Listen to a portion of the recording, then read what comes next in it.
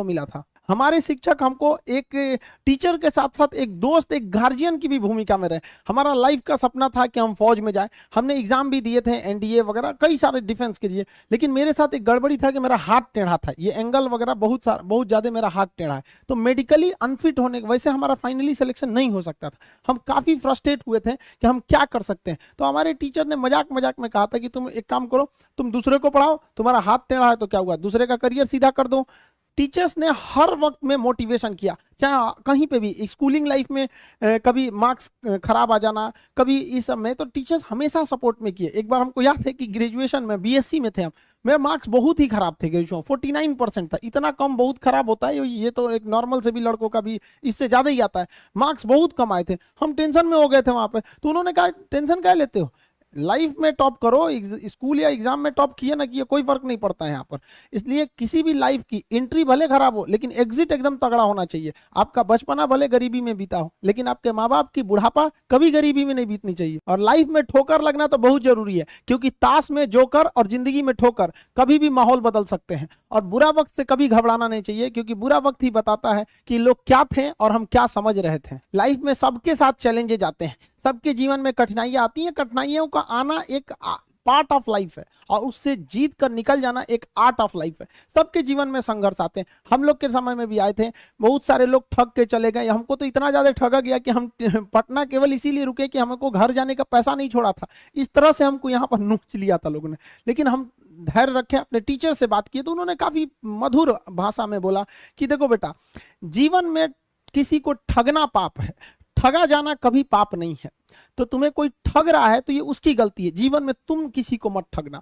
क्योंकि हम किसी भी इंसान के सीसीटीवी कैमरे से बच सकते हैं, लेकिन जो ऊपर वाले ने सीसीटीवी कैमरा लगाया है, फील्ड में भी हम कोई नहीं चीज को देखा है कि मतलब टीचिंग्स में एक टीचर दूसरे टीचर, कुछ ऐसे नहीं, ऐसे 2-4% टीचिंग्स में देखे होंगे कि किसी दूसरे टीचर की बुराई करना, या वो ऐसा पढ़ा रहे हैं, ऐसा नहीं करना चाहिए किसी भी टीचर को। क्योंकि उसे इंडिविजुअल सोचना चाहिए कि इससे, अगर वो किसी एक टीचर्स की बुराई कर रहा है तो इससे वो इंडिविजुअल नहीं रह जाता, फिर एक कैटेगरी। जब आप टीचर बोलते हैं तो एक समुदाय को वो दर्शाता है, तो ऐसा नहीं होना चाहिए। दूसरी, टीचर्स में आज के वक्त में क्या है कि वही पुराना स्टाइल है कि भाई किताब खोलें और पढ़ाने लगे, तो ये गलत है तरीका। टीचर्स के अंदर खुद सोचना चाहिए कि अगर वो लोग, कोई भी टीचर हो दुनिया में, कोई भी, अगर खुद से किताब सामने रखेगा तो एक सामने पढ़ने वाले स्टूडेंट का मोरल गिर जाएगा कि भाई टीचर्स ने खुद किताब खोल रखा। हम लोग जब पढ़ते थे तो एक चीज हम लोग के मन में एक चीज जरूर घूमता था, यार सर को इतना याद कैसे रहता है, क्योंकि हम लोग के टीचर ने कभी किताब नहीं खोला। वो अलग बात है कि आप कोई न्यूमेरिकल सॉल्व करा रहे हैं या कुछ भरवा रहे हैं तो वो एक मजबूरी है, बट जब समझाने का वक्त हो, एक फ्लो का वक्त हो, तो उसमें नहीं रखना चाहिए। ये सही नहीं है, क्योंकि इससे स्टूडेंट्स का क्या होता है, मोरल डाउन होता है। और स्टूडेंट्स लोग को भी कहते हैं कि भाई आपको क्या है कि एक टीचर का लेवल ऊपर होता है, स्टूडेंट का नीचे। अगर टीचर इस लेवल पे पढ़ाने लगे तो स्टूडेंट को समझ में नहीं आएगा, और स्टूडेंट एकदम नीचे रहेगा तो उसे भी समझ में नहीं आएगा। तो टीचर्स को क्या है कि अपनी भाषा वगैरह सरल करके थोड़ा स्टैंडर्ड नीचे लाना है लेवल को, और स्टूडेंट्स को घर पे थोड़ा एक्स्ट्रा मेहनत करके बराबर आना है, तब दोनों में अच्छे से समझ में आएगा। बट यहाँ स्टूडेंट्स को लगता है कि डर नाम का चीज नहीं है। गार्जियन को भी कहते हैं कि भाई आप अपने बच्चों को जी जान से मोहब्बत कीजिए, बट उस पर उस तरह से नजर रखिए जैसे दुश्मनों पर नजर रखते हैं, वरना वो बिगड़ेगा। दोबारा समय नहीं देता है किसी के पास में। लड़का को फ्रस्ट्रेट होता है तो एक बार अपना टाइम टेबल बनाएगा, सुधारेगा, भाई इतना ऐसा टाइम टेबल बनाओ जो दिल में रहता हो। और बहुत से लड़कों को देखते हैं कि सुबह 4 बजे उठते हैं, हमने अपनी लाइफ में कभी 4 बजे नहीं उठेंगे तो पूरा दिन डिस्टर्ब रहेगा। आप जिस समय कंफर्टेबल है उस समय उठिए, लेकिन हाँ एक बात जरूर याद रखिएगा, जितना जल्दी उठेंगे उतना ज्यादा आपके पास वर्क टाइम ज्यादा रहेगा। अब देर से सो के उठेंगे तो आप एक अच्छा सा वर्किंग टाइम को गंवा चुके रहेंगे। तो एटलीस्ट कोशिश कीजिए कि भाई बहुत से बहुत तो 6-7 के बीच में उठ ही जाइए, और पहले उठते हैं तो ये अच्छी बात है, लेकिन ऐसा नहीं है कि जो पहले नहीं उठते हैं उनके लिए बहुत गलत बात। आप जितना पढ़ सकते हैं अपनी कैपेसिटी के हिसाब से ही पढ़िए। आपकी बॉडी 8 घंटा नहीं सस्टेन कर पा रही है, आप 4 घंटा ही पढ़िए, बट धीरे धीरे उसको इंक्रीज कीजिए।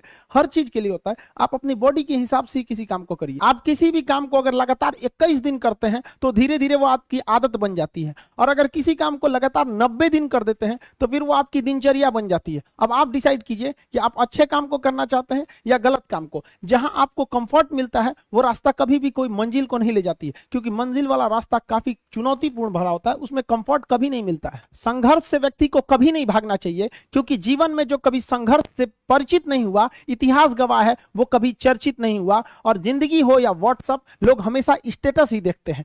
जीवन में संघर्ष का आना बहुत जरूरी है, क्योंकि फूलों की हिफाजत कांटे ही करते हैं, माली तो बहुत बाद में आता है। और रिकॉर्ड वो तोड़ते हैं जिनके रगों में खून नहीं बल्कि लक्ष्य पाने के लिए जुनून दौड़ता हो। याद रखिएगा, जिस समय आपका किस्मत साथ न दे, समझ जाइएगा कि आपकी मेहनत आपका साथ देगी। किस्मत एक लिफ्ट की तरह होती है, कभी भी धोखा दे सकती है, लेकिन जो मेहनत होती है वो सीढ़ियों की तरह होती है। चढ़ने में तो थकान देगी, लेकिन कभी आपका साथ नहीं छोड़ेगी, आपको अपने मंजिल तक पहुंचाएगी। और बुलंदी पे चढ़ने के बाद आपको घमंड नहीं बल्कि एक सुकून मिलेगा कि मेहनत जरूर किए लेकिन अपनी मंजिल तक जरूर पहुंचे। स्टूडेंट लाइफ की सबसे बड़ी खराबी किसी चीज को कल पे टाल देना। आज टीचर्स ने पढ़ाया, कल रिवाइज करेंगे, आज लिखे कल इसको सॉल्व करेंगे।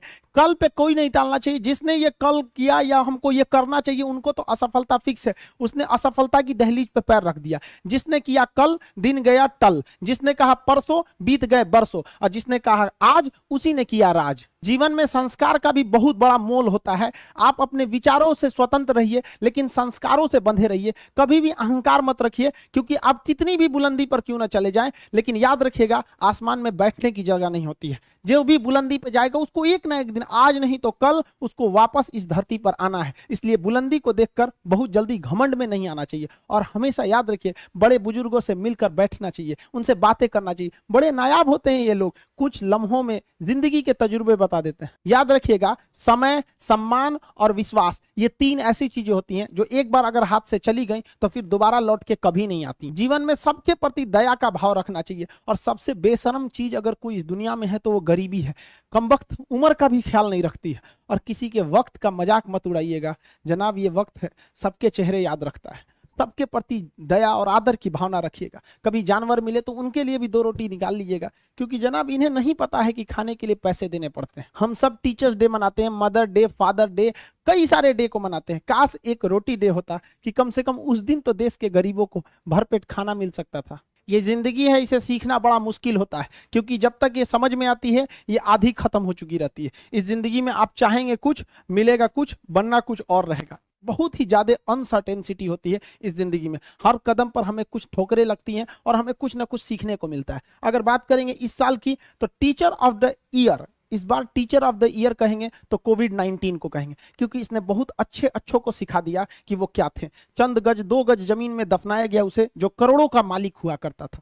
सबको समझ में आ गया कि पैसा धरा का धरा रह जाता है, इंसान कठपुतली है। इसलिए मिल बांट कर रहिए, जितनी जिंदगी है एक दूसरे से संपर्क में रहिए, एक दूसरे के दुख में सुख में भाग लीजिए। किसी के सुख में जाइए या ना जाइए, लेकिन दुख में जरूर साथ दीजिए, क्योंकि अपने वो नहीं होते हैं जो तस्वीर में साथ हों, अपने वो होते हैं जो तकलीफ में साथ देते हैं। इस बार इस कोरोना ने बहुत सारे लोगों को, अपनों को खोया। शायद ही कोई ऐसा गांव होगा जहां अपनों ने नहीं, अपने किसी अपनों को नहीं गंवाया हो। तो उन सब की आत्मा को भगवान शांति दे, उनके परिवार के लोगों को यह हिम्मत दे कि वो इस दुख की घड़ी को निपट सके, इससे जल्दी से बाहर आ सके। और जितने लोग हैं जो अभी कोरोना भी पूरी तरह से खत्म नहीं हुआ है, वैक्सीनेशन को बहुत तेजी से करें ताकि ये जनजीवन पूरी तरह से अपनी पटरी पर आ पाए। देखिए, बहुत सारे लोगों का कहना है कि कोरोना ने उनका बिजनेस बर्बाद कर दिया, उनका आय का साधन बर्बाद कर दिया, परिवार उजाड़ दिया। हम इस बात को मानते हैं, लेकिन याद रखिएगा, जिसके पास खाने के लिए कुछ नहीं होता है उसे हराना असंभव होता है। अब याद रखिए, अब आपको जिनको ने बहुत ज्यादा संघर्ष देखा उन्हें हराना मुश्किल होता है, क्योंकि झूला अगर बहुत पीछे जाता है